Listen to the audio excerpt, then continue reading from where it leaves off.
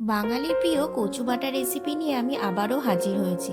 বাটাবুটি এমনিতেই কিন্তু খেতে ভালো লাগে, তার মধ্যে যদি সেটা কচু বাটা হয় তাহলে এক থালা গরম ভাত কিন্তু নিমেষেই শেষ হয়ে যাবে। এর সাথে আর অন্য কোনো কিছুই কিন্তু লাগবে না। তো কচু বাটার জন্য যা যা উপকরণ নিয়েছি সেগুলো আগে বলে নিই চলুন। নিয়েছি কচু, কেটে ছোট ছোট টুকরো করে নিয়েছি। ছাড়ানোর সময় যদি খোসা একটু মোটা করে কাটা হয় তাহলে কিন্তু গাল আর ধরবে না। আর নিয়েছি স্বাদ মতো লবণ, 1 টেবিল স্পুন কালো আর হলুদ সর্ষে, 4 থেকে 5টা কাঁচা লঙ্কা নিয়েছি, ঝাল বুঝে এটা বাড়ানো যাবে। আর নিয়েছি ধনেপাতা কুচি। এর সাথে 1 টেবিল স্পুন পোস্তও লাগবে, তো সেটা আমি এখানে দেখাতে ভুলে গেছি।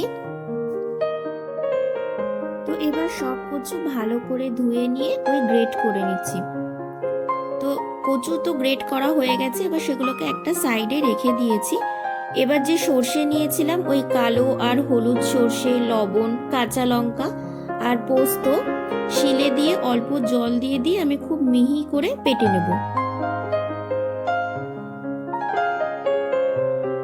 আপনারা এটা মিক্সার গ্রাইন্ডারেও কিন্তু করতে পারেন, তবে শিলে বাটলে কিন্তু এটা খেতে আরো বেশি ভালো লাগবে।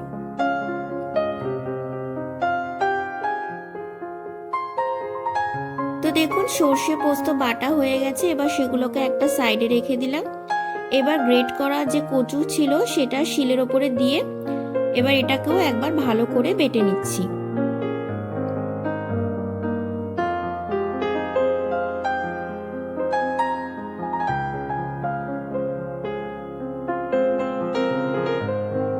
তো তারপর আরেকবার আমি এটাকে বেটে নেব, কিন্তু এর সাথে এবার ধনেপাতা কুচি দিয়ে দিলাম। এবার গ্রেট করা কচু আর ধনেপাতা একসাথে ভালো করে মিহি করে বেটে নেব।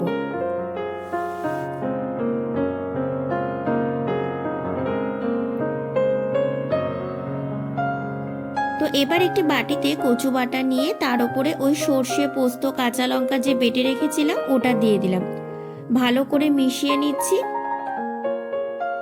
তো লবণটা একটু কম লাগছিল, এর জন্য এতে একটুখানি লবণ দিয়ে নিলাম। আবারও সবকিছুকে ভালো করে মিশিয়ে নিচ্ছি। এবার একটা বাটিতে নিয়ে নিয়েছি। এবার ওপর থেকে বেশ খানিকটা কাঁচা সর্ষের তেল ছড়িয়ে দিলাম। ভালো করে এটা মিশিয়ে নেব। আর ওপর থেকে একটু দেখতে ভালো লাগার জন্য একটা কাঁচা লঙ্কা দিয়ে দিলাম। ভিডিওটা কেমন লাগলো অবশ্যই জানাবেন। ভালো লাগলে লাইক, শেয়ার, সাবস্ক্রাইব করতে ভুলবেন না। আর সকলকে এতক্ষণ ধরে আমার ভিডিওটা দেখার জন্য অনেক ধন্যবাদ।